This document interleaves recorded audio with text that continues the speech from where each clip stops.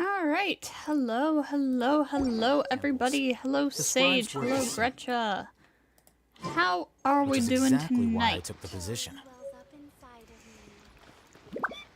So, we have a new version here. Hang on, I'm trying to adjust some things with my setup here. Alright, there we go. Hello, Weeb. Welcome, welcome. Chat, can we get a fact check on why the bug is so difficult? You're still struggling with that? You know, I can't even say anything. That stupid bug kills my freaking Acheron team sometimes.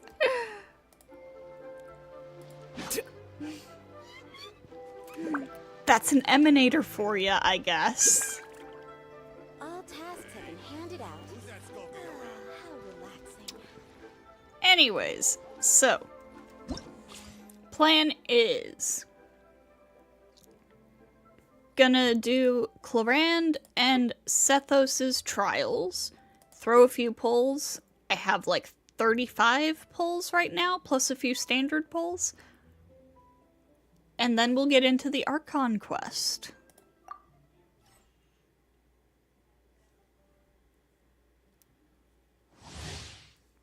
Alright.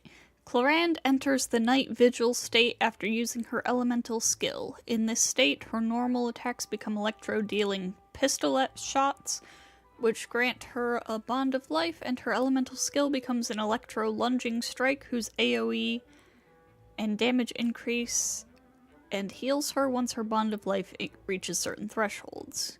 Her elemental burst grants her a bond of life and deals AoE electro damage. Okay.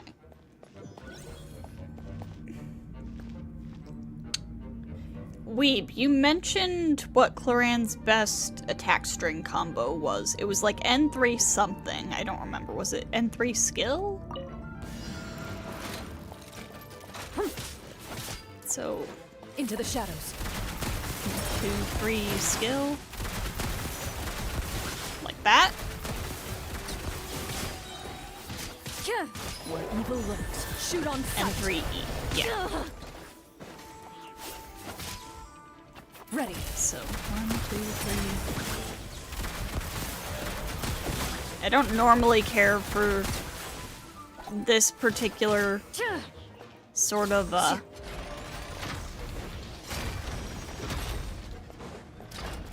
maximizing into the but shadows. I mean, excuse me. Supporting fire.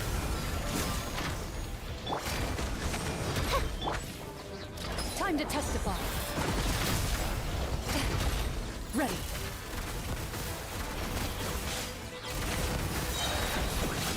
Basically normal attack till bond of life is high. I see. Makes sense. I got you covered. Fire it up. Shadow Raven! Hunt them down. Into the shadows.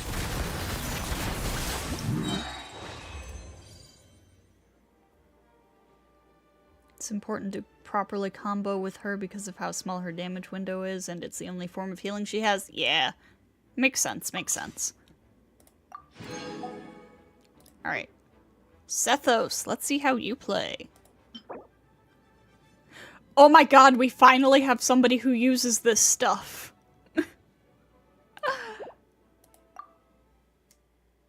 Isn't he the first character who ascends with that stuff? It's been sitting there useless in our inventories forever. Oh, I totally forgot to read the thing. Hang on. I forgot to read the pop-up. Wait, I think I could have brought it back up, but... Ah. Sethos is really interesting. Yeah, I'm really interested in these piercing attacks that they're introducing. Really fun kit, but okay damage. Sethos can use aimed shots at charge level 2 to fire shadow-piercing shots that deal damage to all enemies along their trajectory. Charging speed will be increased based on current amount of elemental energy he has, and firing will consume elemental energy. His elemental skill deals damage to nearby enemies, and he regains elemental energy if his skill triggers an electro-related reaction. His elemental burst causes him to enter the Twilight Meditation state, temporarily converting his normal attacks to enemy-piercing dusk bolts, which deal electro damage and whose damage increases based on his elemental mastery. If you're always asking why, you end up thinking yourself into a corner. Sometimes it's better to... Stay put! Alright, so... Excuse me!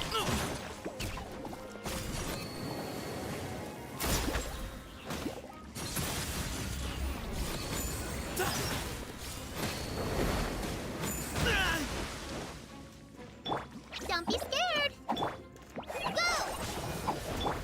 Sethos, ideally you want to maximize his burst and charges, so ER is important for him. Thankfully his best teammate is Fischl. I was too slow. Prinzessin remains undefeated. Excuse me. Hi! You, Glaze! You're Second up! best weapon behind Hunter's Path is Slingshot? Oh heck yeah. Pull it up! Help! We love a free-to-play friendly character. Midnight Phantasmagoria! Feeling lucky today?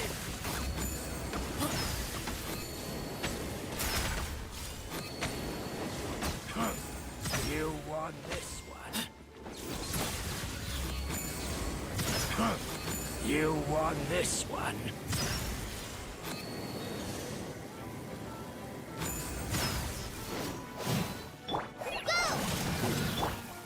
When he does a special charge shot, he can't move for some reason. Excuse me? Oh, huh, yeah, he can't move. Pulverize! That's weird. Ow!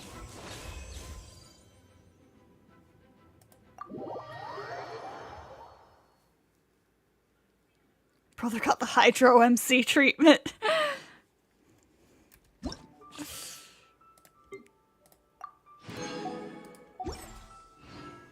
Alright. Let's do some polls. I would like to get both Sethos and Clarand quickly because I also would really like to snag a Lo-Fi if possible. He has two play styles, either charge shot or burst focused. I see.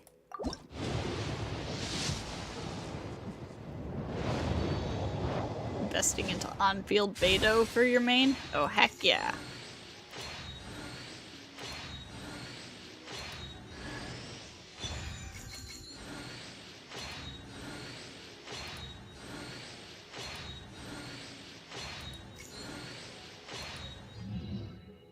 Boo. I mean, I can't complain about Favonius, I guess, but... Give me the boy!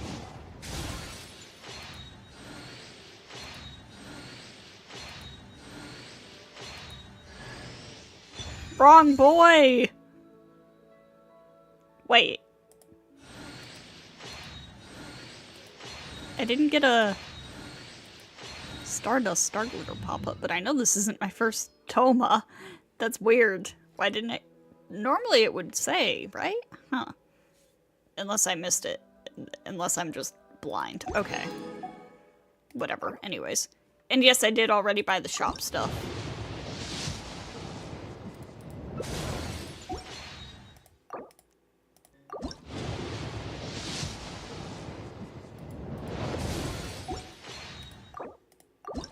Give me the boy.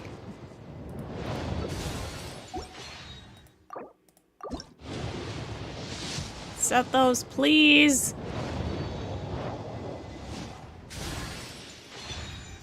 Oh my god.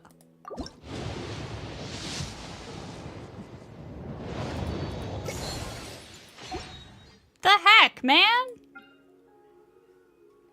Okay, well, let's see what standard has for me.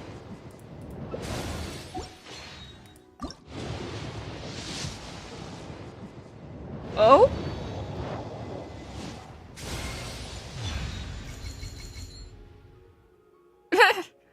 Okay. It's on standard, so I certainly can't complain.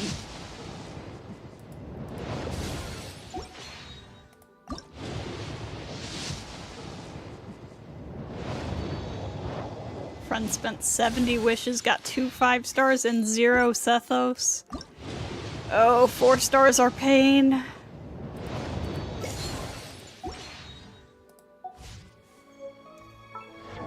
Alright, so that is... Wait. Huh? C3 Toma. It's just baby week, apparently. Apparently so. And C1 Chi-Chi.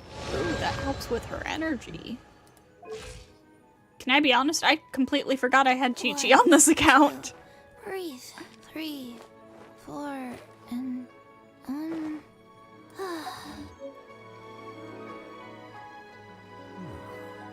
Florian feels weird on swords only. She basically has the same team as I'll hate them. Ah.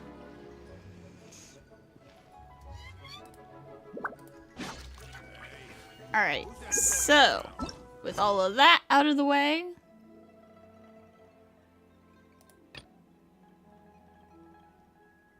is there a lore reason why Genshin thinks a 2-piece Pyro, 2-piece Noblesse, Dragon's Bane, 135 ER Xiangling is okay? Oh god. Anyways, with all of that out of the way, let's go ahead and get into the Archon quest.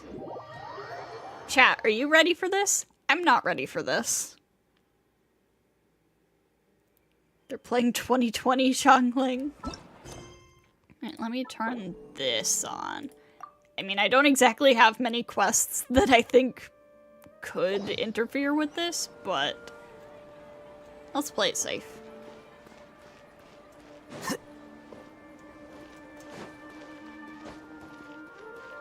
Catherine, bestie, hey! Perfect. It's you two. I have a commission here that has your names written all over it. In fact, I'd even go so far as to say you're the only ones for the job. Time for the tactical lore nuke? Oh my god. The only ones for the job? Huh. If our help is really that important, it's probably some Archon class commission, right? I've never heard of that classification before, but sure, we're happy to take this on. Which Archon do you need us to deal with today? The Adventurers Guild doesn't employ that kind of classification system. In fact, this commission is also probably not nearly as intimidating as what you're expecting. All it asks us to do is to find a missing person. Huh? Then why did you say we were the only ones for the job? I came across this commission while reviewing our backlog not too long ago. It seems simple, but our records indicate that over a dozen successive efforts to complete it have all ended in failure, despite attempts by several accomplished and renowned adventurers. With the reputation of the Adventurers Guild and the performance of the Sumeru branch at stake, it's in our best interest to assign this commission to the adventurer with the highest completion rate over the past few years. Is it okay to share non-spoiler thoughts on the quest? I mean, as long as they aren't spoilers. Well, that's us for sure. Flattery will get you everywhere with Paimon, but I can't guarantee we'll be able to complete it either. All I'm asking is for you to give it your best shot. If it proves to be beyond your capabilities as well, I'll talk to the commissioner about canceling the commission. Okay, so who are we looking for? And what is it about this commission that's made it so hard to complete? This commission was jointly issued by the residents of Vimara Village. They say one of their own villagers has gone missing. But the problem is, they don't know the missing person's name. They can only provide information about his general appearance. Quest was good, made you want to kill yourself. They're all from the same village, but they don't even know his name? If so many adventurers have failed to complete this commission, maybe this missing villager doesn't exist at all. Could it be some sort of a prank or something? Unlikely. Several villagers came by to issue the commission, and judging by their appearance and tone of voice, they seemed incredibly sincere. Catherine It certainly Banner didn't seem Wen. like a joke to Real. them. Besides, putting up a commission requires a processing fee. There aren't many upsides to a prank that costs Mora to carry out. True, that would be a little strange. In any case, it would probably be best to go to Vimara Village and ask around first.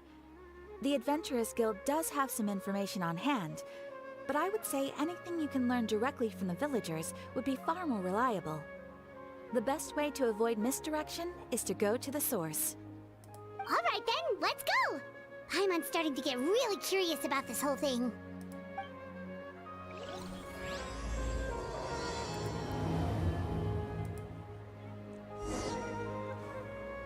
Alright, to Vimara Village.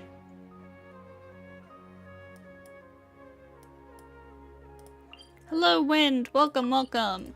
You're just in time. We're just starting this quest.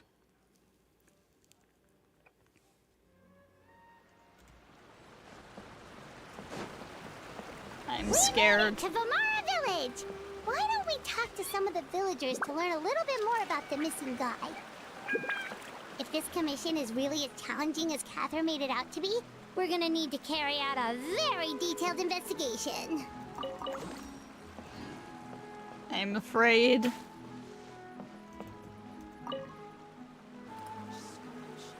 Hello there. You looking to buy something? I do business in this area.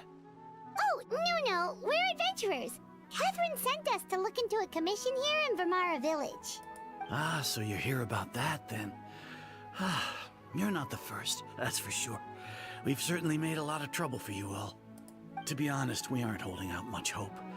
Many adventurers have made their way out here, confident they'd be able to help us, only to leave soon after with nothing to show for their efforts. Time for Dane to show up, drop a lore bomb, not elaborate on anything, and leave for another year. We've pretty much had it up to here in questions, and the area around the village has practically been overturned in search of clues. But no one has been able to make any headway. So, this person we're looking for, what's his name? Where did he live? Does he have any relatives? I don't know. I really have no clue. I couldn't tell you. Okay, guess you are really sick of answering questions. I'm sorry. I didn't mean to sound short with you. I was actually just giving you my answer to your questions. So those 3 questions are a no-go then? Is there anything else you can tell us? I know it may seem like we don't have anything to offer by way of information, but I promise you, we all have a very strong impression of him. When you live in the same village as someone, you develop a lot of memories together, you know? We just don't know the specifics. Maybe we did at one point, but that information is long gone by now. At least that's what everyone in the village seems to think. We've all exchanged what we know, and that was the only logical conclusion. Alright, specifics aside then, what kind of person was he? Young guy, in his early 20s probably. Incredibly kind sort of person, always willing to lend a helping hand. I'd chat with him when I didn't have any customers. I even saw him stick out his neck for others on more than one occasion. Very interesting guy, that one. Now that you've started talking about him, you don't seem nearly as down in the dumps as you did before. Seems like he left a pretty good impression on you. But of course, everyone in the village is pretty fond of him. We wouldn't have issued that commission otherwise. There aren't many young people like him nowadays, so genuine and pure. To think that he just up and disappeared one day. I just hope nothing bad happened. Could he have just moved away without telling anyone? No, he's not the type to leave without saying goodbye. And anyway, moving away without being seen by a single person in the village? There's no way he would have been able to manage that. Huh. Alright, thanks for the information. We're gonna go ask around some more.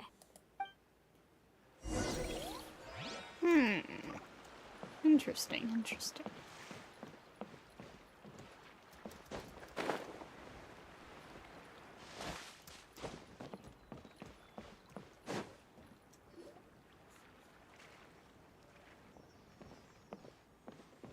It's the guests I hear. Hi, Grandpa Amadea. We're here to help you look for the guy that's gone missing. Ah, so that's what brings you to these parts. Coming all this way for our sake. That's so very kind of you. With your help, I trust that young man's case is in good hands. Could you tell us a bit about him? Of course. I'm happy to help any way I can. With my failing eyesight, I'm afraid I can't offer much about his appearance. But I do remember hearing the sound of his voice. Not recently, of course. That loss has left me feeling quite empty. I don't think his parents are still living in the village, but somehow he never seemed lonely. In fact, he was usually the one offering companionship to others. He would often take time to visit the elderly or play with the orphans in the village. And whenever someone had something on their mind, he was there to listen with open ears. He always knew just what to say. As the village chief, I owe him many thanks. Helping villagers navigate difficult moments in their lives should have been one of my responsibilities, but he was often the one rising to the occasion. Wow. He seems like such a nice and gentle person. No wonder his disappearance affected you all so much. But, you wouldn't happen to know any details about his name, address, or family situation, right? I'm ashamed to admit it, but I just can't remember. No matter how you look at it, I should know those things.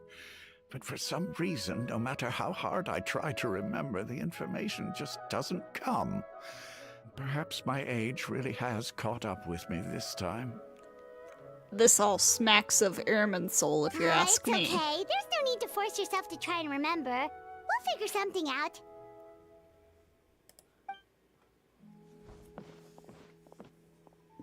Dane enables you to touch grass and get a job. Well, Traveler, what do you think? There's probably more to this case than meets the eye. Paimon thinks so too. Like, the name thing. It's so weird that no one remembers his name. And nobody has been able to tell us anything about his family or where he lived.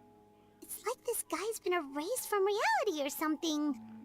I would say it's more like he's someone who only exists in people's memories. Wait, so you're saying it's not that he's been erased, necessarily, but more like he never existed to begin with? Okay, Paimon's gonna need some time to process that one. Someone who only exists in people's memories? Kind of the opposite of Wanderer at this point. Could it be like what happened with Greater Lord Rukkhadevata? Some sort of mass alteration of people's memories? Yeah, that's what I'm thinking. You two are the adventurers who just arrived, right? You're here for the Vamara Village Commission? Yep, sure are. We were just looking into the case. I'm so glad to hear that. Thank goodness you haven't given up. I've been so worried the Adventurers Guild might cancel our commission. My name is Atosa, by the way. I grew up here in Vamara Village. Anyway, I just wanted to say, please keep searching for a missing villager. I'm begging you. You have to find him. We'll certainly try our best. Yeah, no need to worry. We'll give it our best shot. So, were you close to the missing villager? Are there any leads you can give us?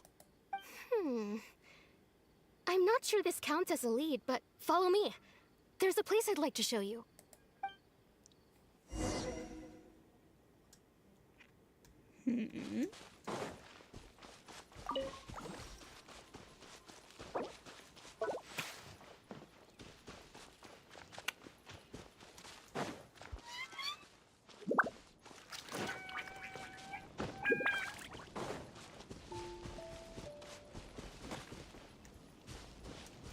Down here.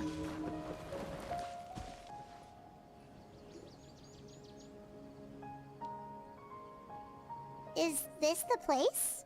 Under this tree? Wanderer, get your ass over here. You're an expert in this type of memory manipulation stuff. I wouldn't say he's an expert. I mean, he kind of didn't get the result he wants, so I would say he's very much not an expert. If you do get Sethos, you need to look at his character line about Kaveh, or about Hat Guy, and about Kaveh and Alhaitham. Oh boy. Yep. I know it doesn't look like much, but this place is very meaningful to me. It's so full of memories. We used to always sit together under this tree and talk. Sometimes we would look up at the clouds in the sky, or stop to feel the wind against our skin. We could sit there for hours at a time, never realizing how long it had been. I was actually adopted by the people of Vamara Village. The forest rangers found me in the woods as a child. I was surrounded by such good people, and growing up in the village was so lively.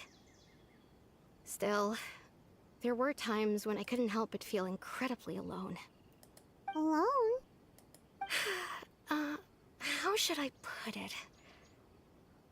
When something's bothering you, or when you have good news to share, you always want to talk about it with somebody. But for the longest time, I didn't know who I could talk to, or if I should say anything at all. Everyone has their own problems to deal with. Even if I might want to confide in others, I don't want to become a burden. I think I get what you mean. Really? You know exactly how I feel? I used to have someone like that, a family member that I could talk to no matter what. But now I have a lot of friends who understand me and would be happy to hear me out. Oh. Wow, that sounds really nice. You're quite lucky. When it comes to our missing villager, well, I guess you could say that to me. He felt like both a family member I could rely on and a friend who could really understand me.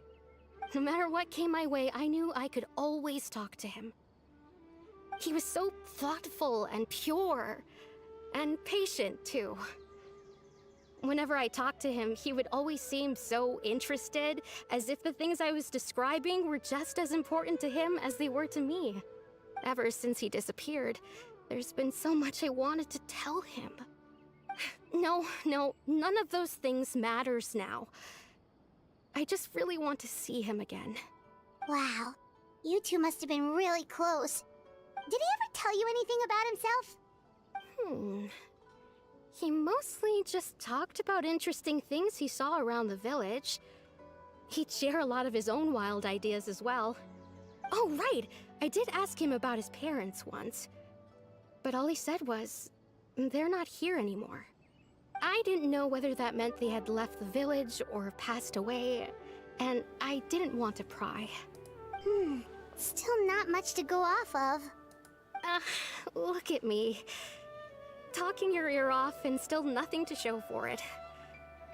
I'm sorry I wasn't more help. Don't say that. You helped us understand him better. The last time I talked this much in one go was when we were still together. Come to think of it, every time we talked, it always seemed to be around dusk, just like right now. Time always passed by really slowly. Even when it felt like we'd been talking for hours, the sun would still be at the same position in the sky. Well, time always seems to pass slower when you're relaxed, right? What's wrong, Traveler? It was always the same time of day, and time never seemed to pass. Based on what we've learned, this is definitely not a regular missing person case. What Atosa just told us about time could be the key to unraveling this whole mystery.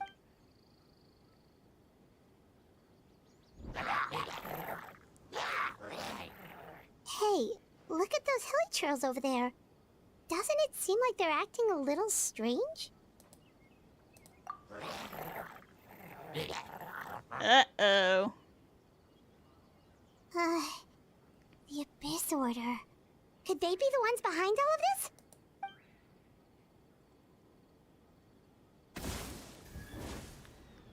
Hi! Uh-oh, we've been spotted! Quick, get ready to fight! Those hilly trolls are spinning facts.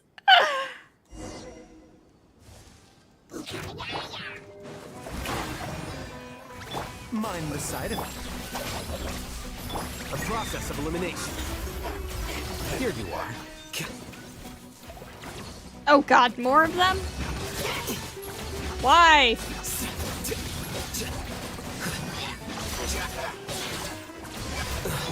Shower me with praise! Taking a turn for the better. A bitter pill to swallow. Our bond is strong. Out of my way!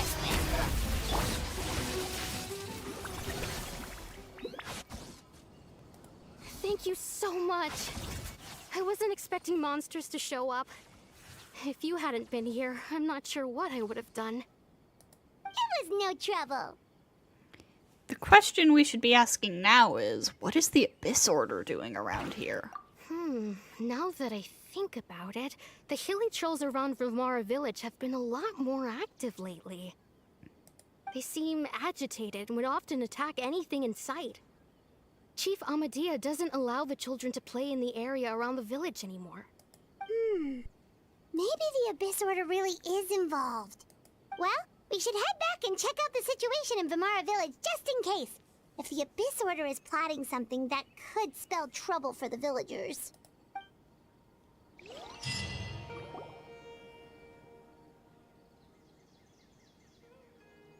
Wait a second. That person...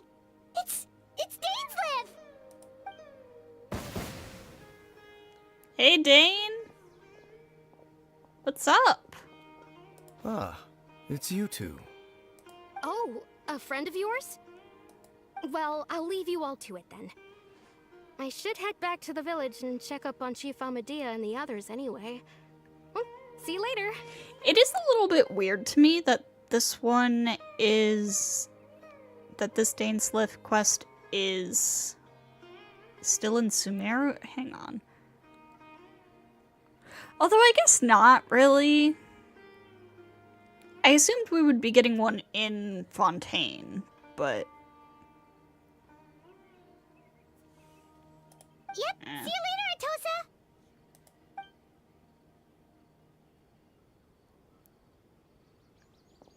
I mean, we didn't have one in Inazu. Why do you always have to pop up out of nowhere like that? Is it your life's mission to jump scare us or something? It's hardly personal, or intentional for that matter. As long as you and I are both in pursuit of the Abyss Order, we're bound to cross paths. Ah, so you're here to investigate the Abyss Order then. That would explain the monsters you were fighting just now. Naturally. Hold on. Are you not here for the same purpose? We're also on their trail, but I'll admit we ran into them on accident. No matter. It may have taken you a while to catch on, but I'm sure you've also realized by now that there's something strange about this place. The Abyss Order is most certainly planning something in this area. Or worse, their plan could already be in motion. So you think the Abyss Order is behind the hilly trail activity in the area? As things stand, I highly doubt that is their primary motive. I would imagine the increased hilly trail activity is merely a byproduct of whatever it is they're really trying to accomplish. Still, the hilly trail activity is causing a lot of problems for the people here. We should stick around for a while and protect the village, don't you think? The best way to protect them is by figuring out what the Abyss Order is truly planning. That is how we prevent further tragedy. Well, let's see what more we can learn from the villagers. And after that, you also owe us many answers. And you shall have them. I never intended to hide anything from you. Don't worry. There should be ample time to talk. You return to Vimara village to gather intel based on what you've learned.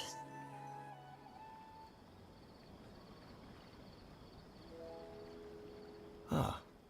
So that was the commission that brought you here to Vimara village. Someone who seems to only exist in people's memories. That is indeed quite intriguing. I would agree that it's unlikely you have a simple missing persons case on your hands. However, any possible connection to the Abyss Order is still unclear. It appears all we have by way of clues is increased hilly trail activity, and that is certainly not much to go off of. Well then, how about the intel you promised me? Right! That mysterious voice he heard in his sister's memory. The one who called himself a sinner. Who is he?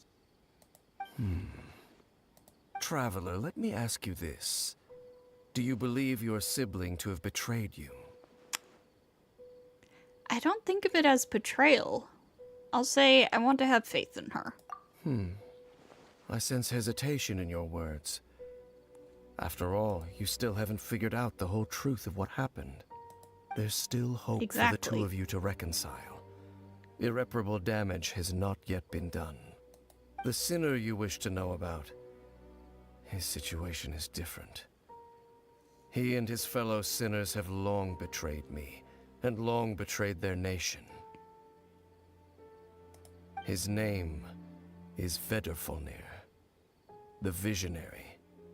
I'm loath to admit it, but he is also my kin, my older brother. Your brother? What happened between the two of you? There were 5 of them, the 5 sinners of Kanria. The wise Roptatir, the visionary Vedderfolnir, Gold Rhindaughter, the foul Sertalogi, and Rehir of Solnari, Rerir. No matter how eroded my memory may become, Interesting. names. One day, I shall have my vengeance. Wait, some of those names sound really familiar. Rhindaughter is the one who created Albedo. Sertalogi is Skirk's master. And the one we just learned about, Dane's brother, Vedderfolnir. If he was the voice of the sinner, then the one who inspired Clotar to create the Abyss Order was him. Somehow, everything is connected. If that's true, then the stone slates we found in the ruin in Fontaine, the ones that outlined Fontaine's prophecy, that was likely Vedderfolnir's doing as well. They were once people of great esteem in Kanria, those who carried the hopes of the nation. They were the best of their peers, outstanding in their respective fields. Hello, Celeste. Welcome, welcome. 6 of us, together. We should have been the ones to prevent the disaster. The ones to stop the Vinster King from continuing to rock the foundation of the world. Yet, deep within, the 5 of them craved something more. They could not resist the call of the Abyss, and divided among themselves a power that could destroy the world. So they became sinners, but also transcendent beings, each in possession of world-shattering power. And when the cataclysm occurred, not one of them stood up in defense of their nation. Not one came forward to prevent the tragedy, and for that, they shall never have my forgiveness. And then my sibling came into contact with your brother. Indeed. If they are not stopped, the day is sure to come when they will also betray the entire world. It must be hard to talk about all of this, but thank you for telling me. Of course. As I said, I never intended to hide anything from you. So, Dane, what have you been looking into all this time? I've continued to investigate the questions surrounding the Loom of Fate. It's been quite some time since the initial operation was launched. By retrieving the eye of the first field tiller, we were able to stop part of their plan from coming to fruition. Oh, Paimon remembers! Weren't they going to use it to corrupt Osial and make a god or something? Indeed. However, it's obvious that was just some sort of technical experiment. The eye was integral to their plan, yet somehow, despite failing to obtain it, they've skipped the experimental phase and found some other way to keep moving forward. There are many signs pointing to that effect. Then, what should we do? It's not too late, is it? Our most pressing concern is to determine the purpose of the Loom of Fate. From there, we'll be able to deduce the Abyss Order's true objective. Based on the intel I've gathered so far, I suspect the Loom of Fate is related to the ley lines in some way. The ley lines? Traveler, you were able to observe your siblings' memories last time, yes? I believe that was due to the fact that the ley lines in that area were unstable. My recent investigation has shown that Abyss Order activity in a particular area is usually followed by a series of issues with the ley lines. And one of the things that flows through the ley lines are memories. Wait, then our commission here in Vimara Village, the person who seems to exist only in people's memories, could it be connected? Memories, ley lines, the loom of fate. The missing person that doesn't seem to exist. What's the connection between all this? It's certainly possible. I'll join your investigation tomorrow. This missing persons case could very well turn out to be the key to unraveling these mysteries. Well, if we're teaming up with Dane again, we're gonna need all the energy we can get. Let's try investigating somewhere a little further away tomorrow.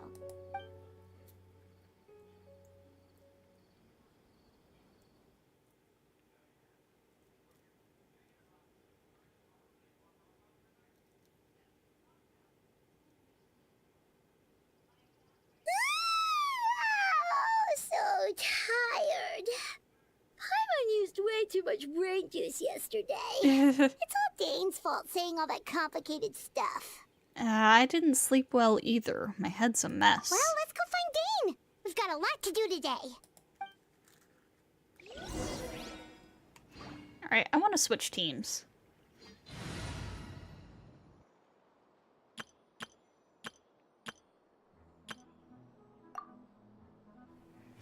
We've got all this memory stuff going on.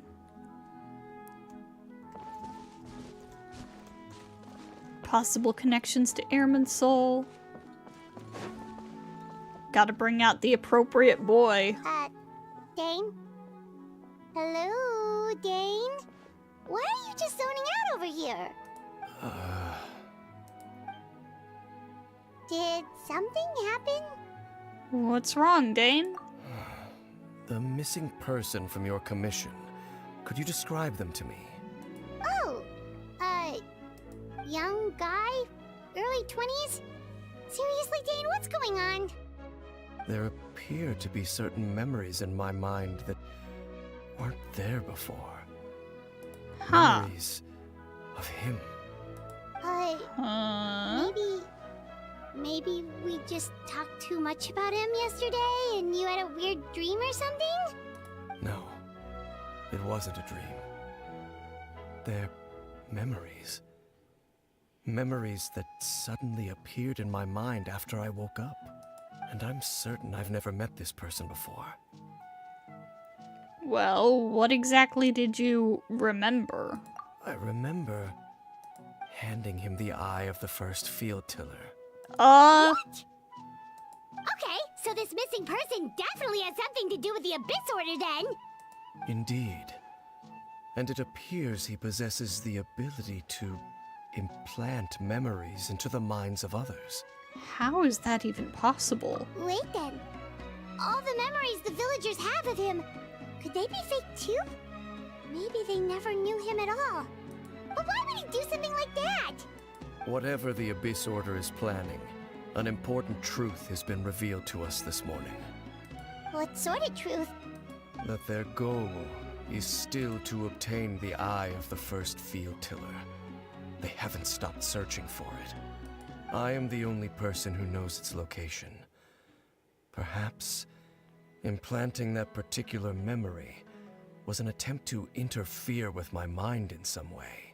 Is the eye still safe? Your concerns are not entirely unfounded. I don't believe the Abyss Order is capable of altering reality like that just yet. However, considering their single-minded pursuit of the eye, I would say an equal level of caution is in order on our part. Come with me. We must check whether the eye is still in our possession. Oh, so you're going to take us to where you hid it? But what if someone follows us? If we go straight there and someone's on our tail, aren't we just exposing the eye's location? Maybe that's the reason the Abyss Order implanted that memory in the first place. To force Dane to confirm the eye's location.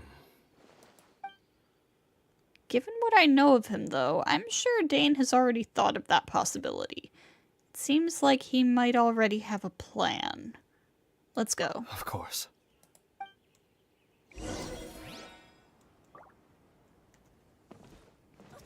Where did you stash it? Huh.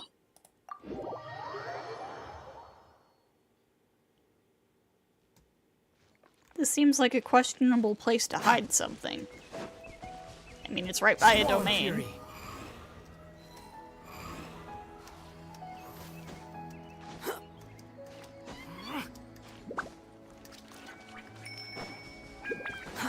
Too slow. Suspicious.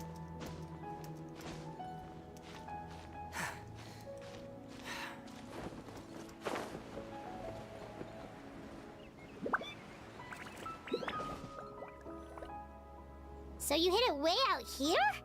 Not an easy place to discover, that's for sure. Well, let's go check to see if it's safe. Traveler, wait. Hmm?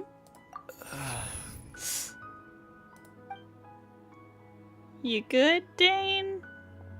We've no time to lose. Let's head inside. What was Dane going to tell me just now? Hey, wait up!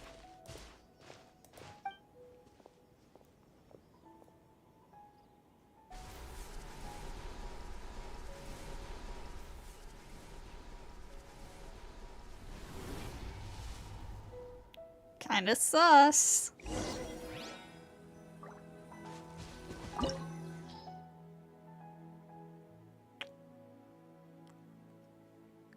Recommended elements, pyro and electro. Probably not required, though. Fuck it, we ball.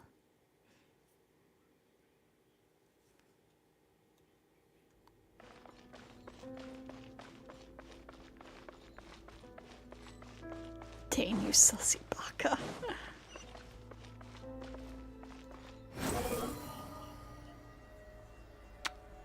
Some good old unified civilization style ruins.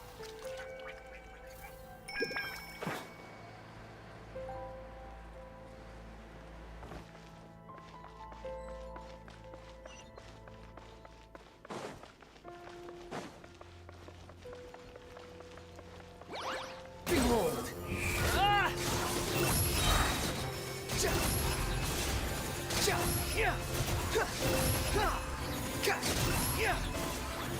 You dare to gaze upon me? Quit Bruh. following me.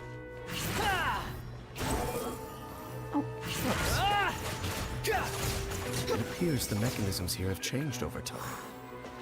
You can access the upper floor through the side door. Perhaps you should try reactivating the mechanism over there. Huh. Swarm Fury.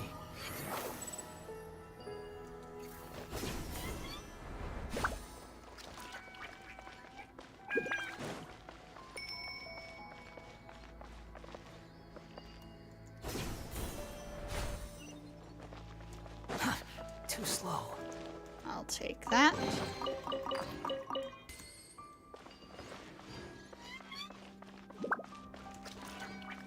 Behold!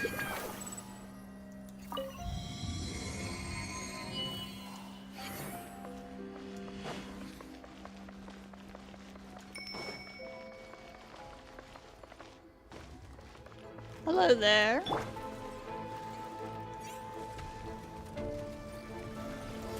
Break a leg! Scratch! Diana special! Think you can bully? Have fun with this gift! Dare to Swarm Fury.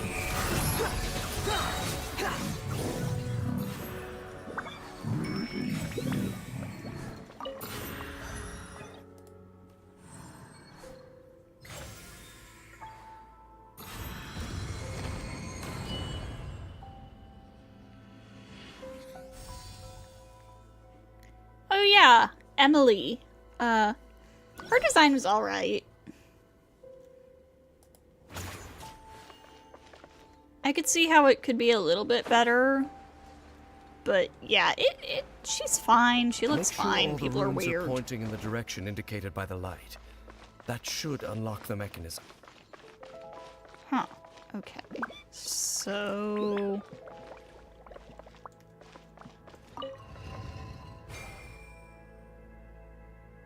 Oh, I see.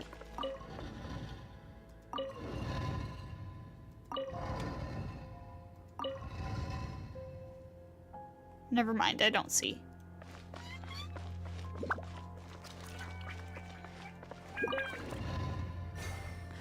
Oh, I get it. Okay, okay. So...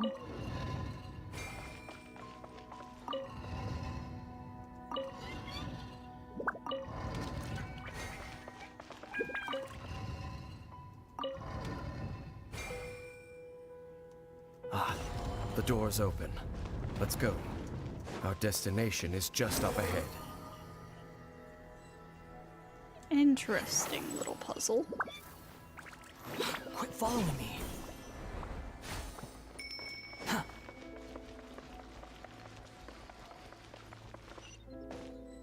Whoa.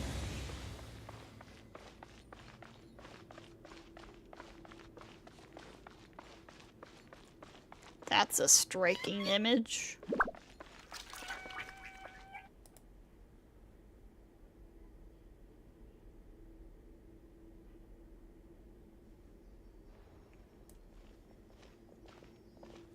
Looks like we can't go any further. Yeah, people didn't get that the leaks were concept designs. Like, if you ever look at Honkai Impact Third's social media at all, they constantly post like the original sketches and concept designs for new characters and new outfits, and they almost always look really different from the final product, especially comparing like the very first designs to the final product. Expecting she's gonna have something gonna have to do with burning? Would be cool to get a dedicated burning character. Be on your guard. I sense the presence of the abyss.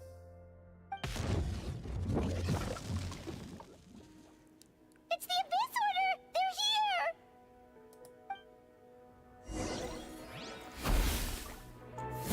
here! Oh, so this is why you recommended Pyro. Observe!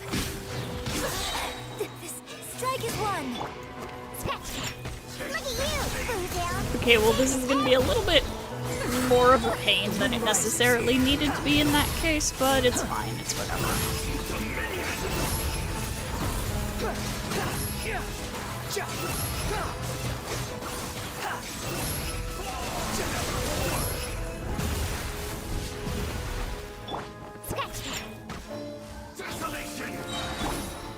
Observe! Squall and Fury.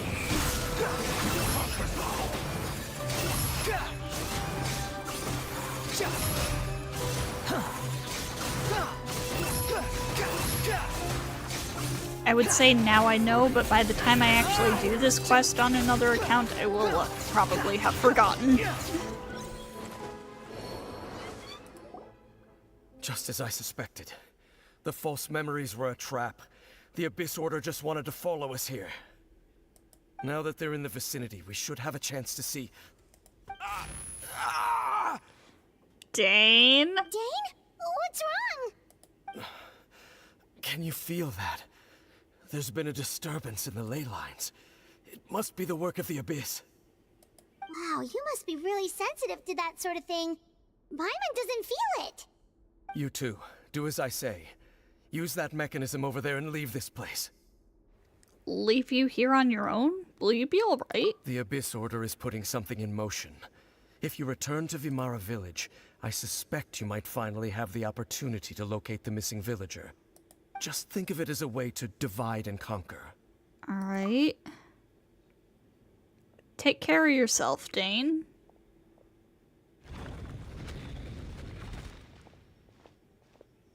Dane does have a point. But something still feels off. What am I missing?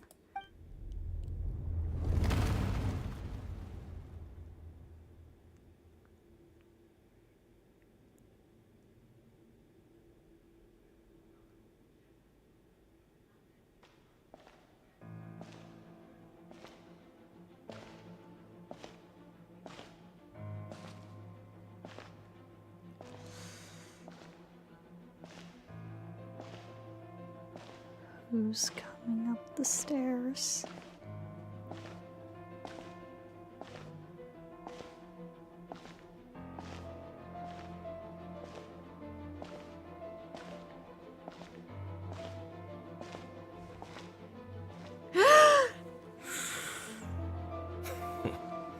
I knew going along with your trap would be the only way to meet with you face to face. I mean... You risked your safety and that of the Eye? That's quite the gamble, Dainsleif. But I believe that I am the one walking into a trap laid by the Twilight Sword. So you came here all on your own? What about those followers of yours? When the Twilight Sword is prepared for battle, any army I could send would only be marching to their doom. Better that I face you alone. I know you must have a lot to say, but if it's a conversation you want, you'll have to defeat me first.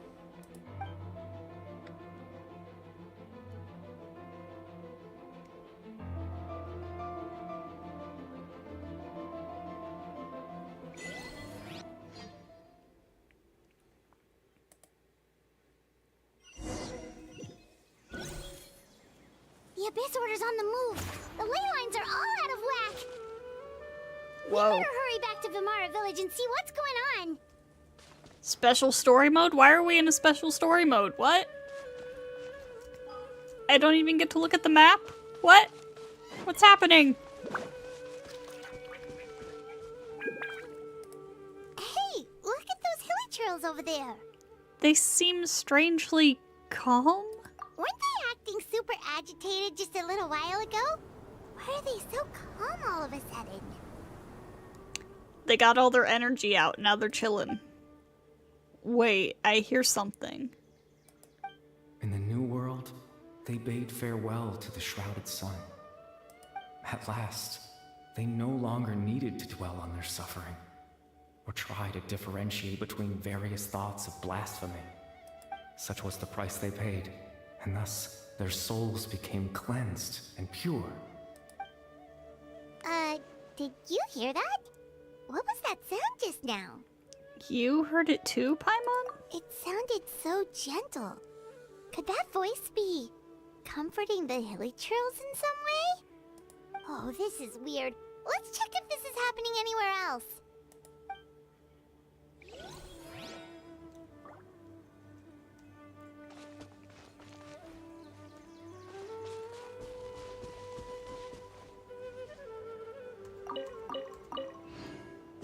They don't even care if I steal their food. Wild. Looks like the same thing is happening over here too. The hilly trails are calm. You see, we're both still here. We've reclaimed an endless amount of time to love. Release your tears. You no longer need to hold back your sorrow. It's that voice again.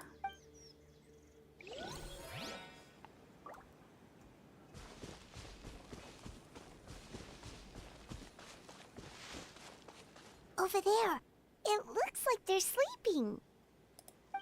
In the end, he whispered softly, "Sleep well, Father. Sleep well, my beloved people. When you awake, that which differentiates us shall be no more." It almost sounds like a poem or some kind of story. Well, now that the hilly trails have calmed down, Vimara Village should be safe at least. Let's put the situation to the side for now. Dane said this might be our chance to find the missing villager, so we should head back to Vimara Village before it's too late. Seen a lot of gold butterflies? Yeah. There's a lot of them around here. Huh.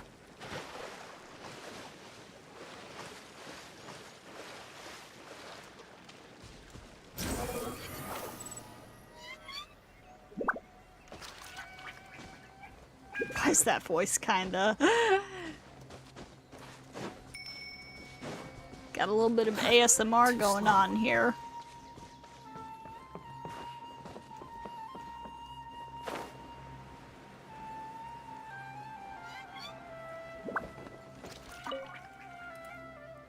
Grandpa Medea, is everything Order seems to be up to something nearby. The Abyss Order? This is the first I'm hearing of it. Thank you for your concern, but as far as I'm aware, it's been business as usual here in the village.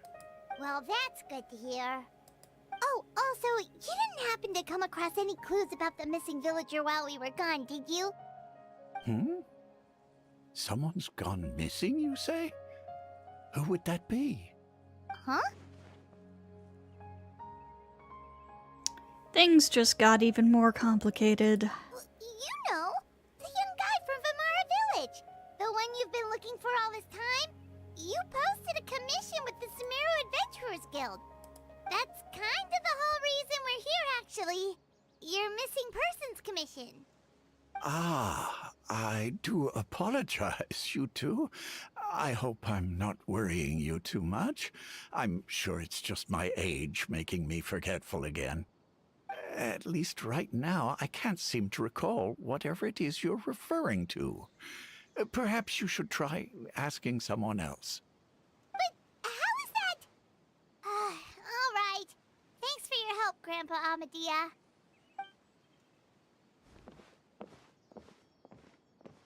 Something's definitely not right. We just talked to Grandpa Amadia about the missing villager. There's no way he could have forgotten all about him just like that. What do you think, Traveler? Could everyone's memories of the missing villager have been erased again? We should check in with the others first. You're right. We should narrow down the possibilities first. Let's go ask someone else then.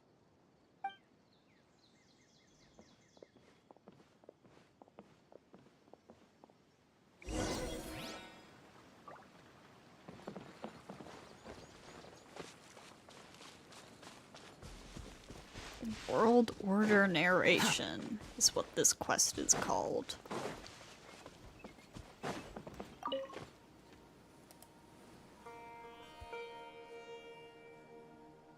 Someone's gone missing? Who? Just as expected. That guy you said a bunch of nice things about earlier? The one you always used to chat with. He's around 20 years old, and you said he was a kind, warm-hearted person? Oh, I know who you're talking about. Really? You remember?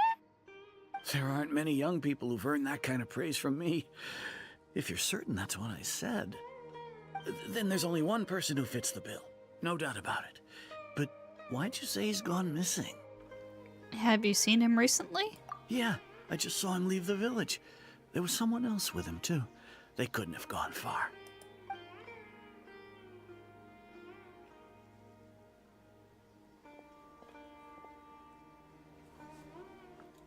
Strange. Bayram seems to remember him. And apparently he just saw him? Do you think maybe it's not that there's something wrong with people's memories, but that we've somehow returned to a time before he went missing? Considering they won't even let me look at the map, that is a real possibility, Paimon. I doubt returning to the past would be that simple. Given everything Dane mentioned about disturbances in the ley lines, I'd say it's far more likely that this is related to memories in some way. I need to think carefully. What's really going on? People have forgotten about the missing person. Just like what happened with Greater Lord Rukadevada, no one remembers him. Because there's been a change in people's memories. We've returned to a point before the disappearance took place. If we really did travel back to a time before he disappeared, that could explain why the villagers said he hadn't gone missing. We are presently traversing someone's memories. If this person only exists in people's memories, maybe we're in someone's memory right now. Right! Paimon totally forgot about the leyline disturbances. We're in someone else's memory. Just like how you entered your sibling's memory last time. That would also explain why we seem to be at a time before he went missing. It's a memory after all. If we really are in someone's memory, then this is our chance to find him. Right. If he's someone who only exists in people's memories, then we're finally on the same turf. But didn't Bayron just say that he saw him leave the village with someone? Where should we go look for him? Who knows how long this ley line disturbance is gonna last? We might not have that much time, and we don't even know whose memory this is. It's sunset right now. The one girl said they always went to the same place around the same time. Let's go through what we know so far. Good idea. That'll help us narrow things down. We pretty much figured out that the missing villager has the ability to... implant memories into the minds of others. Right! That! Could we try to figure out more about him using what we know of his ability? Like, does it maybe leave a trace that would somehow give him away? Implanting memories into the minds of others must be an imperfect process. Maybe a certain radish archon can help. There's no way the new memories could perfectly blend in with the old ones. There has to be some kind of tell. Scenes from false memories will not change. All the memories seem to be set in or near Vimara village, but I'm still not sure if they're restricted to this location.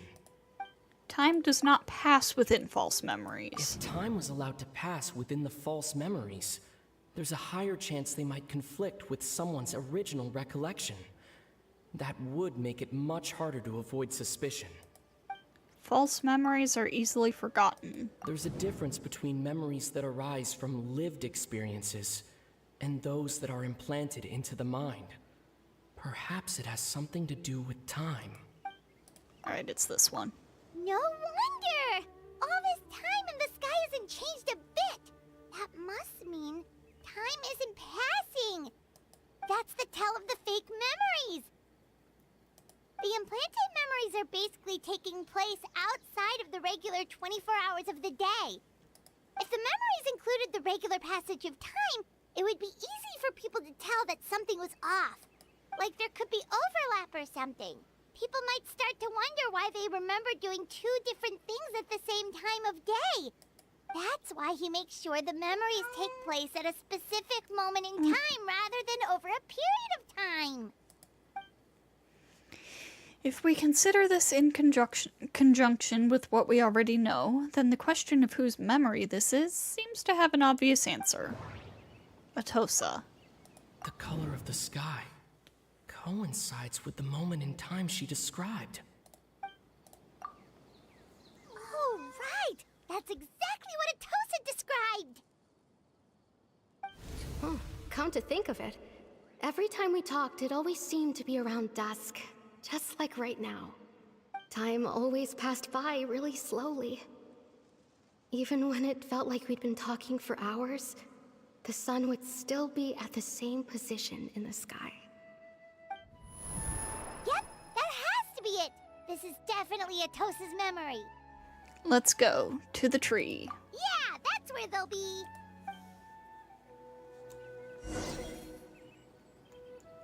The wind rises.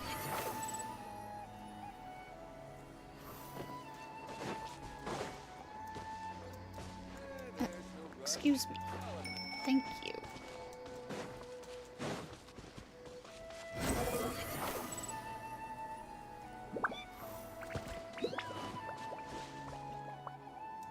So, you see, Granny Jahiet was a mercenary when she was younger.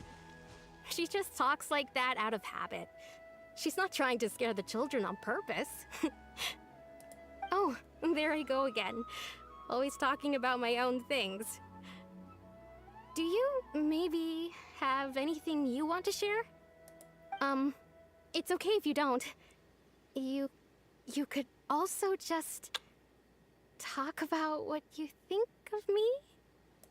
Oh, I think you're an incredibly strong and thoughtful young woman.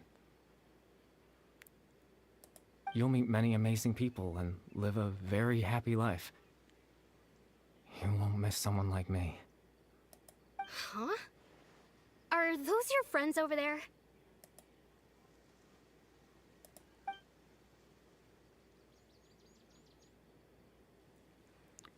We finally found him, but why does he look kind of familiar?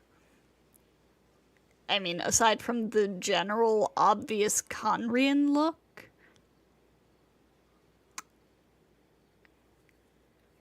Is it just me, or does he look a little bit like Clotar? Oh, right! This version of Atosa hasn't met us yet. Friends? I guess you could say that. It must have taken them a lot of effort to find me. So, I should see what they need. I'm sorry, Atosa. We'll have to continue this conversation another time. Another time, huh? Yeah, okay. I'll head back to the village then. Talk to you some other time. I have a sneaking suspicion of who you might be. It's nice to see you, Traveler. I believe this is the first time we've met. You're... Yeah... Factoring in the memories, the Abyss Order, the Loom of Fate, and everything else, I need to think of the one person that can connect all of this together. Caribert Alberic. Born into abject sorrow, he shall now become the Loom of Fate. You're... Caribert Alberic. Oh. You know me? That's quite the surprise. I don't believe I've met you before. We sort of met when you were a kid. Oh, Not really. I see. It was the Yeah. memory, wasn't it? Your sibling's memory. You saw the me from back then. How did you... This is Atosa's memory. I came here to say goodbye to her. But I suppose I'll just leave her a message instead. Come, let's find somewhere else to talk.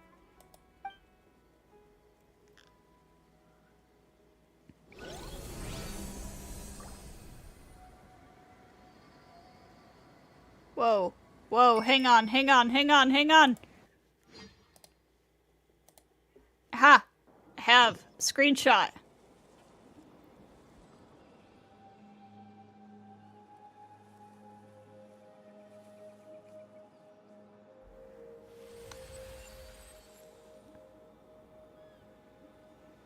Okay, I need to see what that said. Whoa.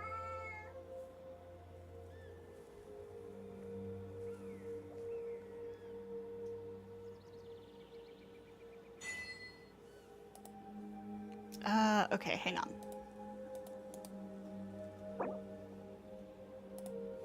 I don't have the key on this computer. Mention Abyss. Letters. Abyss alphabet.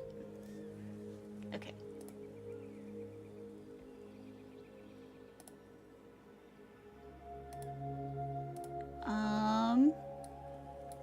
Let's see.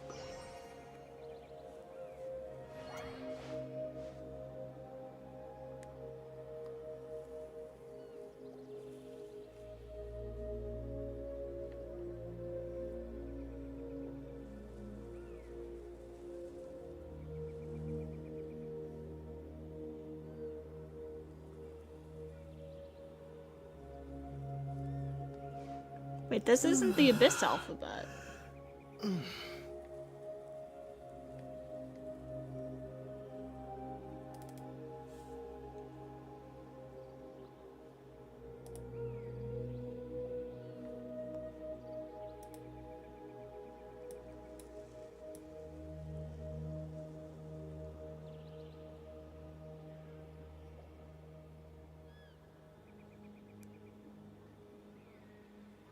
This is not the Abyss alphabet.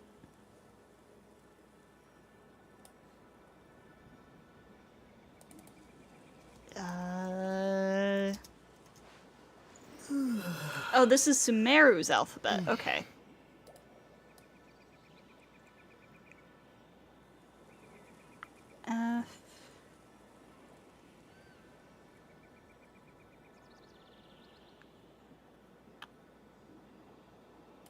Where's this letter? A.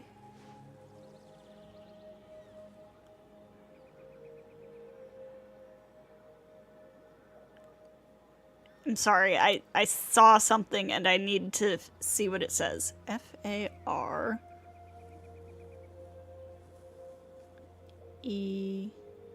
Okay, so that says farewell.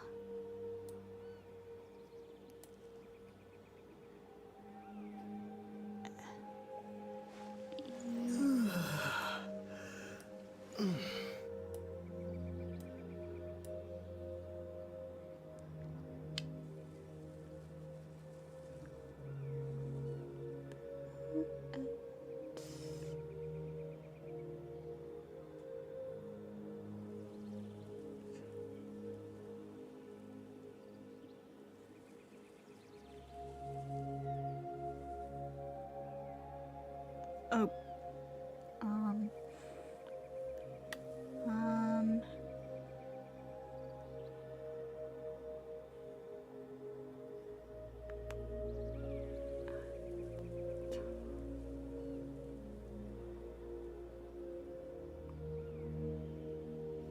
Okay, so that just says farewell, Atosa.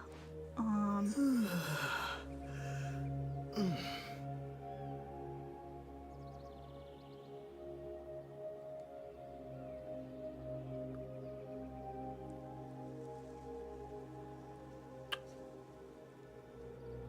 the heck is this one?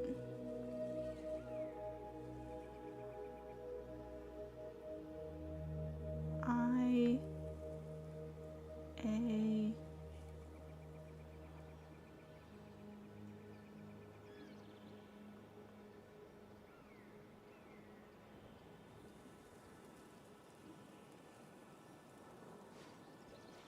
I'm sorry, if I don't do this now, I'll forget to do it later.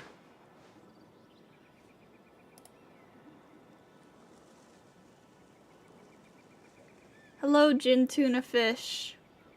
Welcome, welcome. I'm trying to translate a message that showed up on the screen a moment ago. Music is so relaxing, you're struggling not to fall asleep. Let me see. Right, so farewell, Atosa.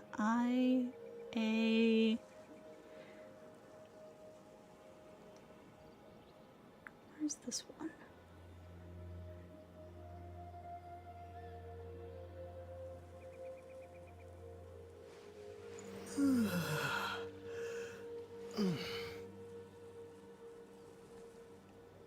Oh, that's P, I think. Okay, I apologize. Farewell, Atosa. I apologize.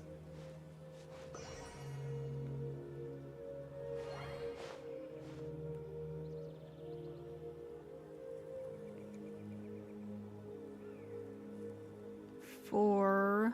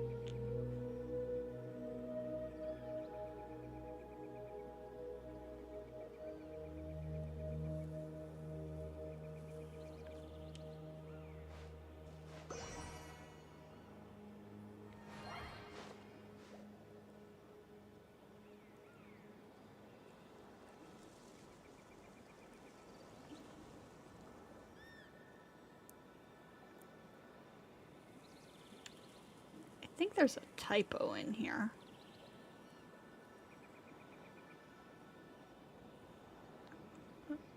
Oh, no, wait.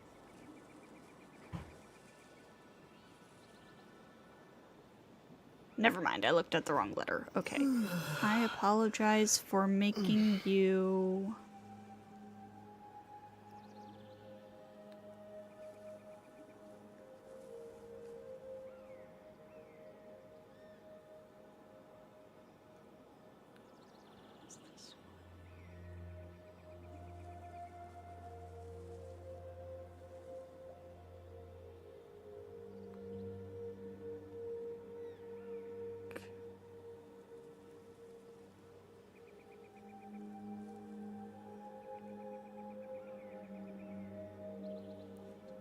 Hang on, let me put the message up on screen so you all can, like, see what I'm working with here.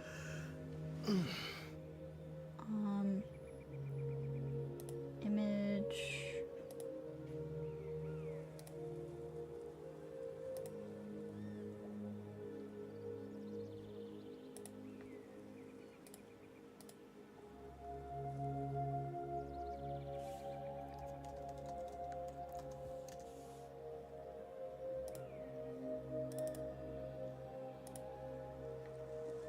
Okay.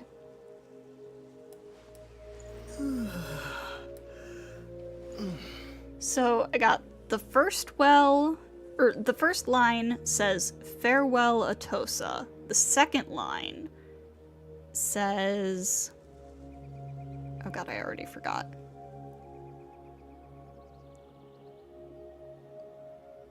Okay, first line says, "Farewell, Atosa." The second line says, "I apologize." The third line is what he's apologizing for. I'm still working on that.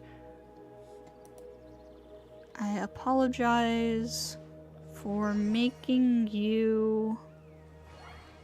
Okay...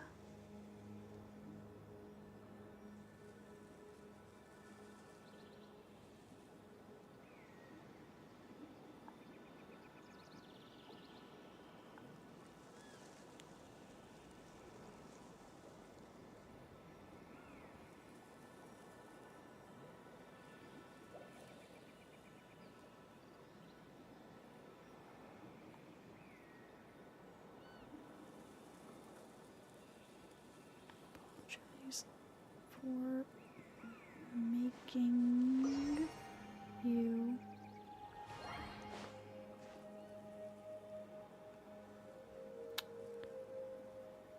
Oh, the third line says, "For making you know me." It says, "I apologize for making you know me." Oh.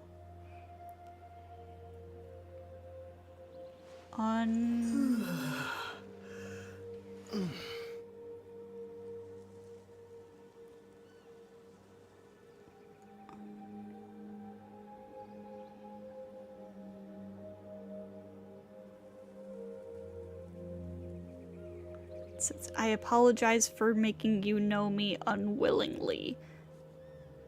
And then the third part says...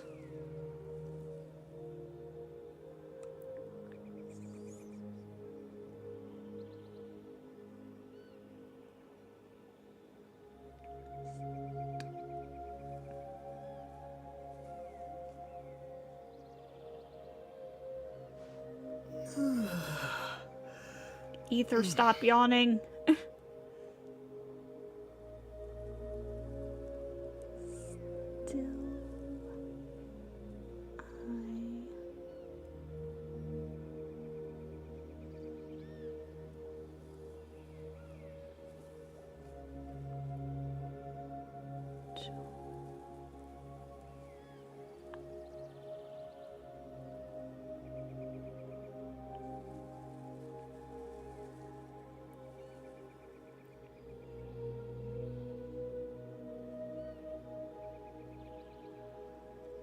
Still, I don't wish...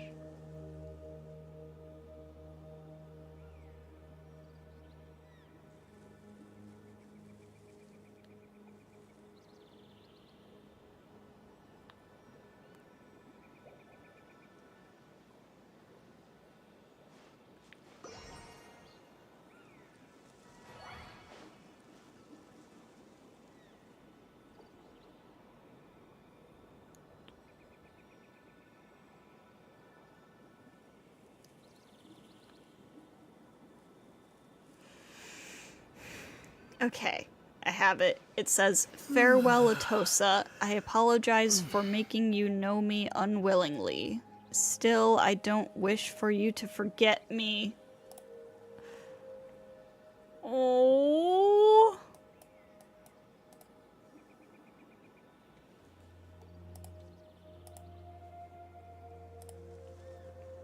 Okay, that was worth translating. That was worth translating. That was sweet.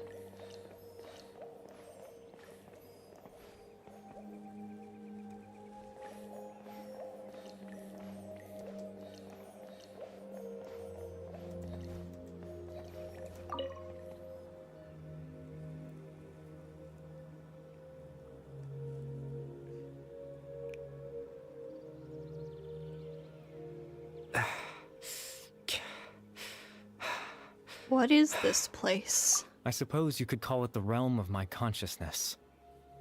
I'm someone who no longer exists in the real world, after all. As you well know. You look quite exhausted. It's nothing. I still have enough strength to play the part of a good host. I've always hoped that I'd get the chance to talk to you like this, and now, the time has finally arrived. This is a rare opportunity for me as well. I should try to learn as much information from Caribera as I can. What exactly happened to you? Extreme sorrow and pain. Hope and regret coursing through your veins. And a degree of abyssal power that defies comprehension. Conrians and having Riz seems to go hand in hand. Real. Father told me that once I possessed all those elements, I would become the loom of fate. But, despite his intentions for me, I never truly became the loom of fate. I was merely used as a means for its construction. In truth, I died the moment I set everything in motion. The person you see before you now is nothing but a remnant of consciousness left over within the loom of fate. Caribera is dead. That's why he no longer exists outside of people's memories. It could be because I just watched somebody play through this quest recently, but it's reminding me of Makoto inside of Musou Ishin. As for your question, the loom of fate is a device capable of weaving ley lines. Weaving ley lines? I mean, that's kind of what I suspected. In its primitive form, it can only be used to create and implant memories. But, as more of it is completed, its power becomes stronger and stronger, until finally, it has the power to weave real ley lines of its own. Once fully completed, the moment it gains the power to weave ley lines, it loses the lower level ability to influence memories. But it also becomes a tool that can change the entire world. So that was the source of your ability to implant memories? Yes. I have the ability to control the loom in its semi-completed form. I suppose you can think of it as a form of compensation. After all, its existence cost me my life. So the memories that suddenly appeared in Dane's mind were implanted by Caribera through the half-finished Loom of Fate. That makes sense, but I'm still lost as to why he went so far as to introduce himself to all the residents of Vimara Village. Why did you implant memories of yourself into the people of Vimara Village? That. I was wrong to implant those memories. I'm sorry I caused so much trouble. Not only for I get the everyone in the feeling village, he was just lonely. but for you as well. I just wanted them to feel like I once existed in this world. As if Yeah. I had a chance at life. So that's why. I would have never guessed. But is there any kind of meaning to this? Does only existing in people's memories really count as living? I know what you must be thinking. Why would I do something so meaningless? No, I get it. But I just couldn't accept it. I had to know what it would be like if I had my own life. What kind of person I would be. What other people would think of me. Chief Ahmadiyya, Baram, Granny Jahiyat, Atosa. Seems like everybody liked you a lot. What would it be like if I could live alongside them?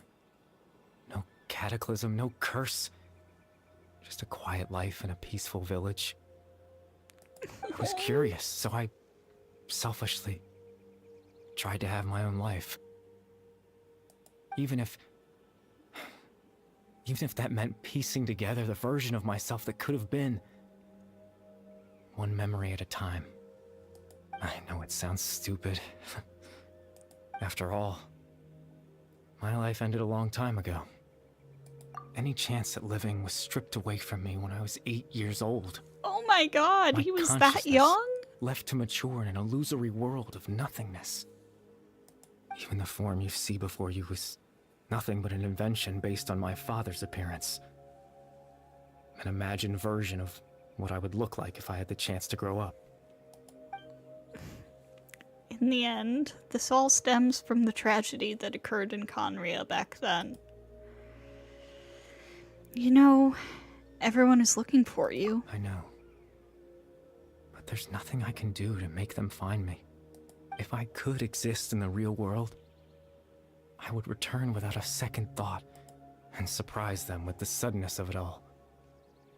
But, well, that's not possible for me. As I understand it, even though you only appeared in their memories, your existence was a great comfort to them.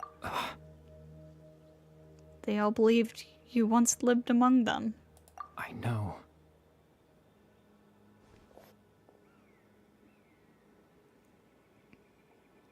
Well, now that I've found you, let's continue this conversation some other time.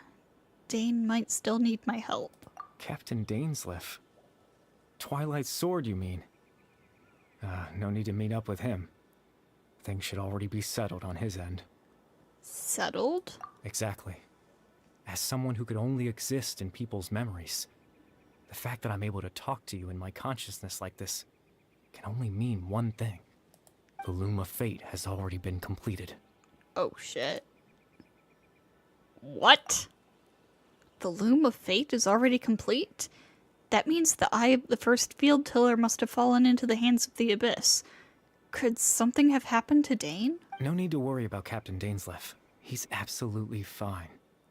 The only reason he lost the eye was because I happened to guess exactly what he was planning. Captain Dainsleif has had the eye inside his body this whole time, hasn't he? Huh? His plan was to lure the Abyss Order to a false location, capitalizing on their pursuit of the eye in order to have the chance to confront the princess. He would then hand the eye to you and tell you to take it away from that location. That way, Captain Dainsleif could accomplish his own goal and ensure the safety of the eye all at once. A very thorough plan.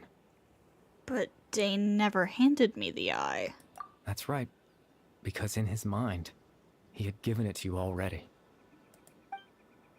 Wait, does that mean he gave Dane a false memory? You made him think that? When? Before you two entered that false location. Traveler, wait.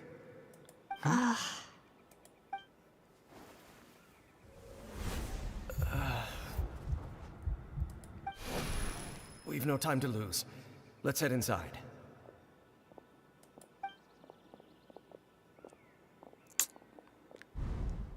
So when Dane froze up back then, it was because a false memory was being implanted in his mind. No wonder. That was when I implanted the memory of him handing you the eye. Given the tense situation at that time, Captain Dainsleif failed to notice anything out of the ordinary, and took that memory to be real. I'm sorry, Traveler, but I needed the Loom of Fate to be completed. And to do that, we had to retrieve the eye. So Dane had the eye this whole time, until the Abyss Order took it away. I'm not sure there's anything we could have done. Now that the Loom of Fate is complete, what are you planning on doing with it? I promise I'm not trying to conceal anything from you, but I truly have no idea what the princess is planning. Tevat's ley line system is deeply entrenched in the planet. Creating new ley lines can neither replace nor extend the ones that already exist. In the face of everything they could be planning, I fear I'm too insignificant to even get a glimpse of the bigger picture. In any case, I had my own use for the Loom of Fate, and my goal, at least, has been achieved. Your goal? You remember my father, don't you? Clotar Alberic. I believe you saw him in your sibling's memory. Mm-hmm. After he used the power of the Abyss to restore consciousness to my hilichurl form, I suffered from an indescribable level of mental anguish. To comfort me, my father told me a story, that this was a fairy tale world, where I had to take on the form of a little monster. That story managed to dispel my fears, even if just for a moment. My goal was simple: to use the Loom of Fate in its near-completed form, when its ability to create memories was at its strongest, to implant a specific memory into the minds of the Hilichurls. In that memory, I would tell them a story, just like my father did for me. It was a story of fairy tales and love. But more than anything, it was the story of us.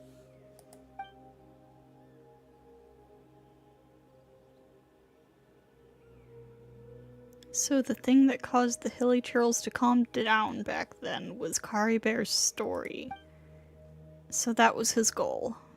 That was the only thing he wanted. He had a device as powerful as the Loom of Fate at his disposal, and all he wanted to do with it was to offer the Hilly Churls a moment of comfort and peace. I can't change the world. Not when I lost the very right to exist within it. Implanting those memories, that was the most worthwhile thing I could offer. I think it was very meaningful indeed. All that's left of my existence is a wisp of residual consciousness tied to the Loom of Fate. In truth, that trace of my consciousness should have dissipated long ago. My goal was the one thing that allowed me to hold on all this time. But now, the bedtime story is finished. And it's finally time to rest.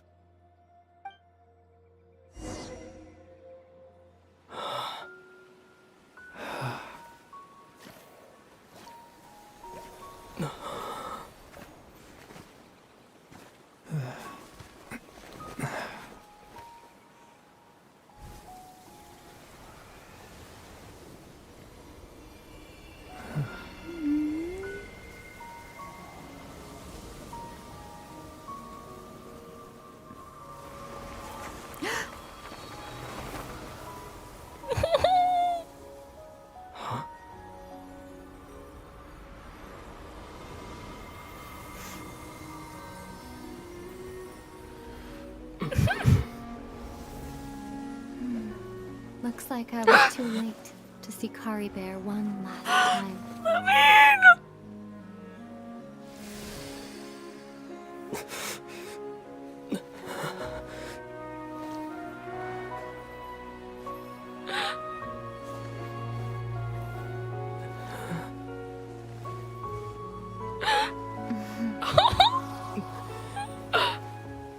Kari Bear's consciousness is gone, and this space will soon disappear along with it. Neither of us belongs here. That's why we're not tangible. Were that not the case, I'd love to hug you too. Well, how about a conversation?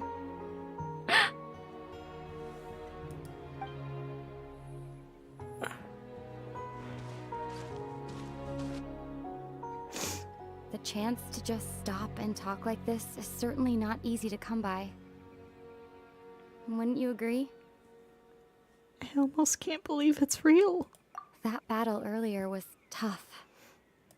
The one against Dane, I mean. I didn't expect that after everything, he would still hesitate to raise his sword against me. Were it not for that, perhaps I'd still be no match for the Twilight Sword. Even after 500 years. What exactly are you planning? The Loom of Fate, huh? I still haven't found a way to utilize it to its full potential.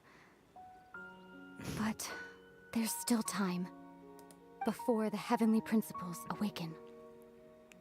The Heavenly Principles are still asleep? Yes, for 500 years now, ever since the Cataclysm in Conria. There's been no sign of activity. Not long ago, you witnessed the Hydro Archon destroy her divine throne. yes? Such a flagrant disregard for the rules, and still Celestia took no action. I suppose that's proof enough of the Heavenly Principles situation. However, the Heavenly Principles will awaken. We just don't know when that will be, or what might trigger it. You really hate the Heavenly Principles, don't you? You could say that. Just look at Kari Bear. He was so pure and single-minded. The space we now find ourselves is a perfect representation of who he was. Quiet and peaceful. Even as a hilly churl, seeing the terrible sight within the mirror wasn't enough to taint his spirit. He brought comfort to the people of this world, even though he was denied the very right to be a part of it. So ask yourself this. Who was it that deprived him of that right to exist? Of course, that's only one example. My feelings about the Heavenly Principles are too complicated to explain in just a few words.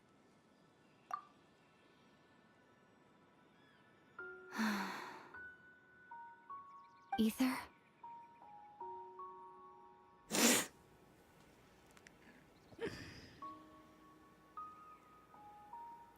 You're the only one in this world who calls me that. Yeah. There's so much I wanted to ask you, but for some reason, I'm not interested in asking those questions right now. There's just one thing I have to ask. One thing I could never understand. Why? Why can't we continue our journey together?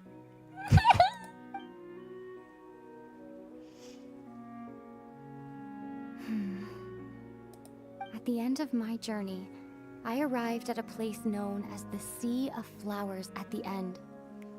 I suspect I know what that is. Do you remember? A long time ago, when we traveled between worlds together. You told me you wanted to find a place in the universe where that one flower was in full bloom. To have a place like that suddenly appear before me. Well, would you think of that as a coincidence? You mean...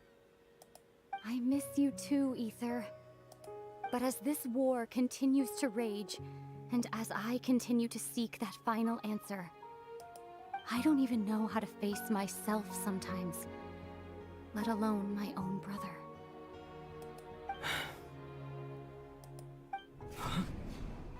What's going on? This space has lost its tether. I doubt it'll be able to exist much longer. In fact, aside from our inability to physically interact with each other, there's something else you should know about this space. With Kari Bear gone, we won't be able to remember anything that happened here. No! Everything in space will be wiped from existence, including all memory of our reunion. You're only telling me this now?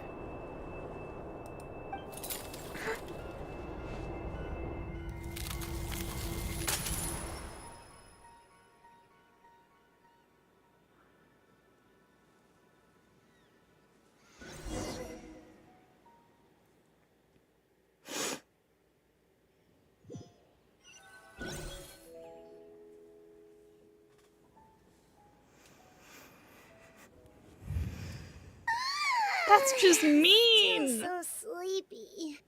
Paimon's head feels all fuzzy. Oh, Paimon woke up a little earlier than you, so Paimon will fill you in. The villagers said that they saw us sleeping near the village yesterday. They couldn't wake us up no matter how hard they tried, so they decided to just bring us back here. Oh, and Dane came by just now. It looked like he was injured. He didn't say anything, though. Just made sure that you were all right and left. Kinda seemed like he had a lot on his mind, but that's Dane for ya. I'm having trouble thinking straight right now. Let's think for a second. We were in that memory, and we saw that guy you called Kari Bear. He was the missing villager that we've been trying to find, right? And after that, Paimon doesn't remember what happened. Kari Bear and I talked for a while. He told me about the Loom of Fate. Wait, really? What a score! I guess our commission is complete then. The missing villager, the person who only existed in people's memories, was Kari Bear all along. But now that he's gone, I'm not sure how to explain things to the villagers. Well, what happened after that? After that... I can't seem to remember. Maybe I'm just tired? I feel like something else happened, but why can't I remember?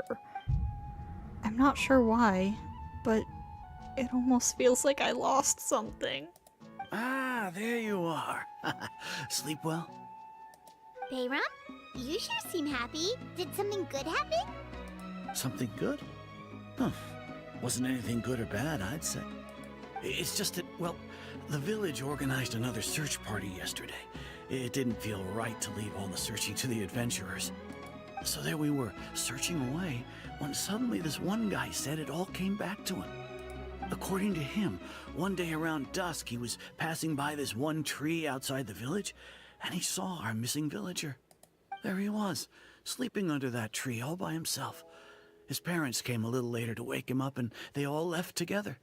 It looked like quite a happy family, apparently. And after that, well, we all started to feel like that really is what happened. Kind of strange that we forgot all about it for so long. So that's how Kari Bear said his goodbyes. That was the last memory he gave them. Oh, and we also remembered his name, Kari Bear. Now, that's not a name you hear every day. Would have been helpful if we remembered it sooner. That is a unique name. Make sure you remember it this time. Well, I hope he's happy wherever he is. And we're all relieved now that we know what happened. Seems like everyone thinks Kari Bear left the village. That's probably for the best. At least they have some sort of explanation now. Kari Bear is gone. The Loom of Fate is now complete, and no one else will try to change the villagers' memories. Paimon wonders how Atosa's doing. Maybe we should go check on her. If she hasn't remembered like everyone else, we can tell her what happened. Paimon didn't see her in the village just now, so she's probably at the tree. Come on, let's go talk to her.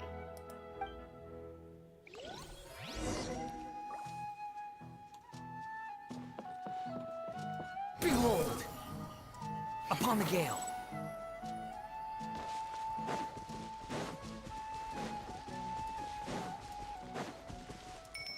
Quit following me.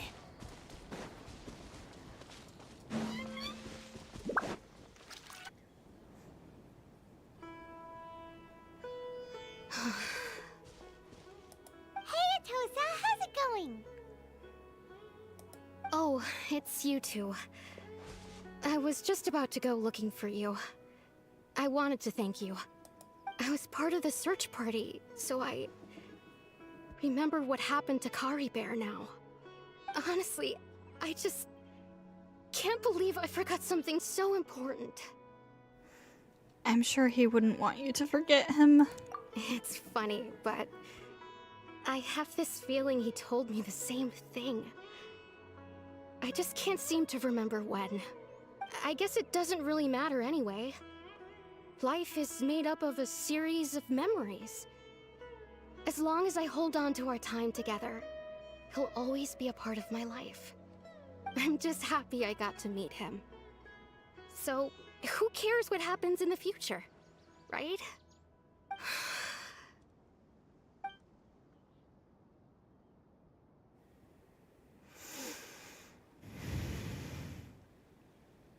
Okay, I'll admit. I'm just putting on a brave face. I was dumped, wasn't I? Otherwise, why would he just leave like that without saying goodbye? I'm sure he had his reasons. You don't need to comfort me. I'll be okay. It's just like Kari Bear said. It's the things we overcome that make life more precious. And you know, if he has a heart, maybe he'll come back and see me one day. Anyway, thanks for all your hard work, you two. I promised I'd help Granny Jahiet with something, so I should head back. Goodbye. Well, that should be it, right? Everyone's lives can go back to normal now. Oh, right! Weren't you about to tell Paimon what happened after your conversation with Kari Bear? Right. What was it that happened? I can't remember. Huh? It feels like there's something in my pocket? A picture? Where'd that come from? Let Paimon see.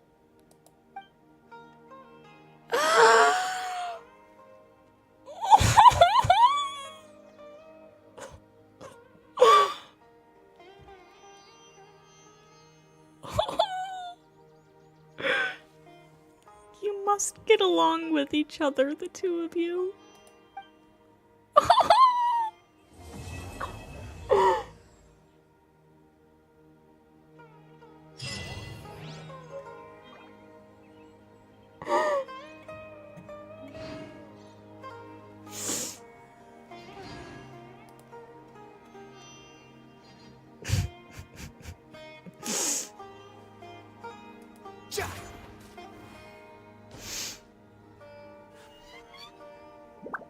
I'm emotional.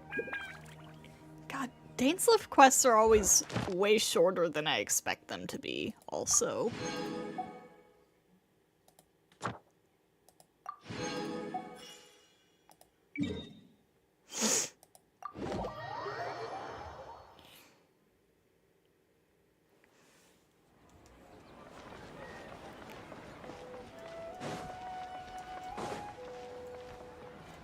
Ad Astra Abyssos.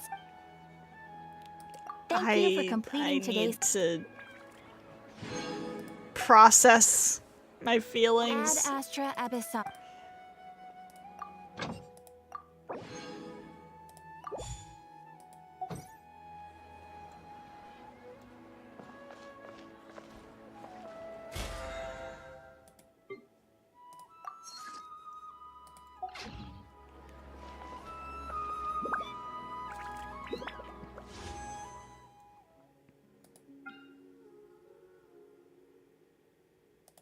Okay, we've got a couple of pulls here.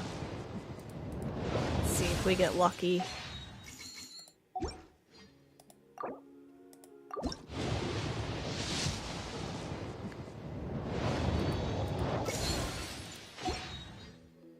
We did not get lucky.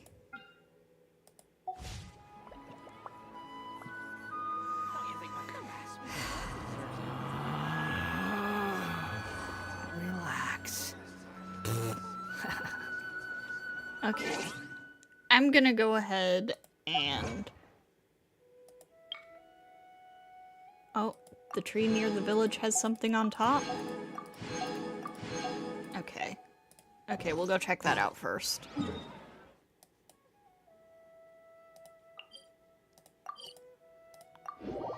Ah, I already forgot where it was.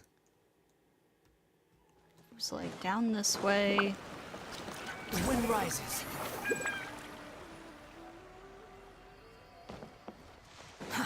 Too slow. This way. I believe.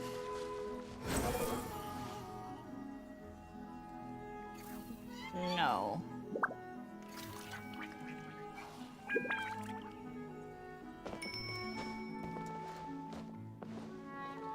I forgot where the tree is.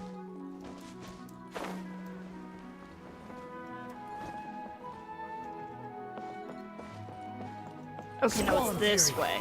Okay, okay.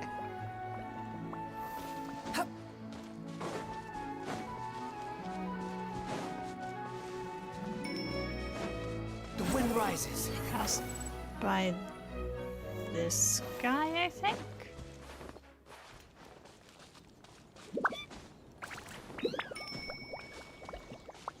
Okay, so it was over here. Squall and fury.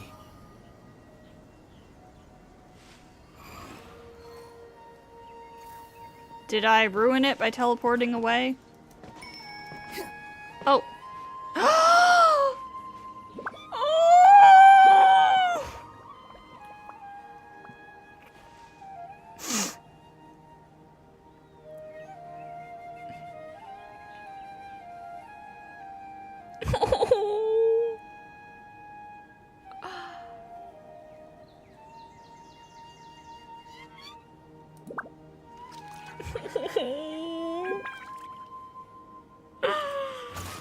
Look at them.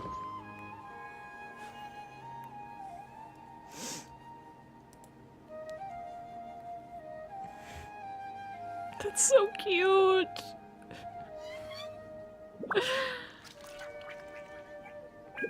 Bro, they can't do this to me. There's no such thing as pure freedom in this world. Even the wind cannot blow on forever. They can't keep getting away with this.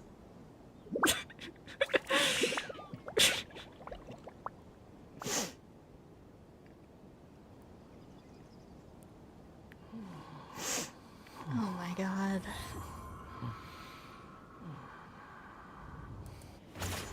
Well, yeah, I'm gonna go ahead and start wrapping up then. Oh my god, that was a good quest. I have so many emotions. So no stream tomorrow. Friday will be starting Fate Stay Night Heaven's Feel.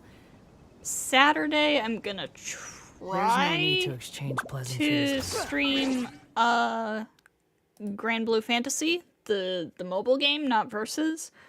We're gonna try that, see how it works. Sunday, assuming Grand Blue works, then Sunday we might be doing Claran's story quest. But that might get put off until next Tuesday. We'll see. We'll see. In any case, thank you to everybody who stopped by. I hope to see you all next time. And in case you missed it, I did make a poll in the community tab on YouTube regarding what Star Rail Challenge series we should do. So make sure you get a vote in on that. And I hope to see you all next time.